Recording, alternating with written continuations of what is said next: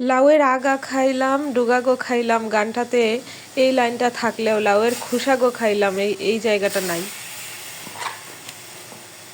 কিন্তু আমি যে লাউয়ের খোসাও খাই, আপনারা দেখতেই পাচ্ছেন এখানে বেশ কয়েক টুকরো লাউয়ের খোসা নিয়েছি আমি। তারপর সেদ্ধ বসিয়ে দিলাম, এখানে একটু হলুদ গুঁড়ো দিয়ে দিলাম, আর জলের মাঝে আমি আগেই লবণ দিয়ে নিছিলাম, ওইটা ক্যামেরাতে আসে নাই। আচ্ছা যাই হোক, এখন আমি ঢেকে দিলাম। এখন আমি ঢাকনা তুলে একটু দেখে নেব যে সেদ্ধ হলো কিনা। তো দেখা যাচ্ছে সেদ্ধ হয়েই গেছে।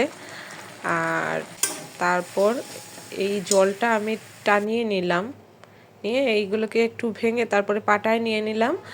আর সাথে আমি কিছু সরিষা দিয়ে একসাথে এইগুলোকে এখন একটু মিহি করে বেটে নেব।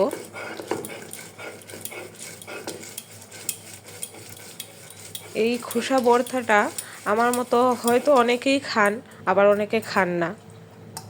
যারা এই ভর্তাটা খাইছেন তারা হয়তো বলতে পারবেন ভর্তাটা আসলেই খুবই মজার হয়। আর যারা খান নাই তারা একদিন খেয়ে দেখবেন। অনেকে অনেকভাবেই করে থাকেন হয়তো ভর্তাটা, আমি এইভাবেই করি, আমার কাছে এইভাবেই ভালো লাগে।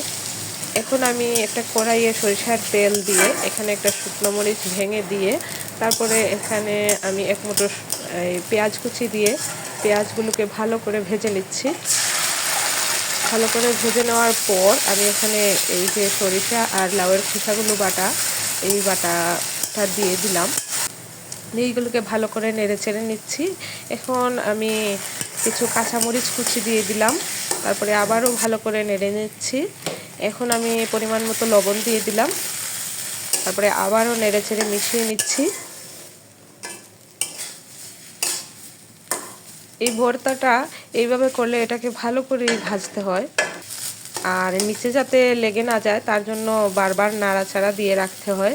তারপরে আমি সব শেষে এখানে দিয়ে দিলাম ধনেপাতা কুচি, দিয়ে আবারও ভালো করে মিশিয়ে নিচ্ছি নেড়ে চেড়ে। আর নাড়াটা একটু ঘন ঘনই দিতে হয়, নয়তো কড়াইয়ের নিচে লেগে যেতে পারে। আর ভর্তাটা যদি পুড়ে যায় তাহলে ভালো লাগবে না, আবার ভালো করে ভাজা না হলেও ভালো লাগবে না। এই তো হয়ে গেছে আমার ভর্তাটা। এখন আমি নিয়ে নিচ্ছি একটা বাটিতে।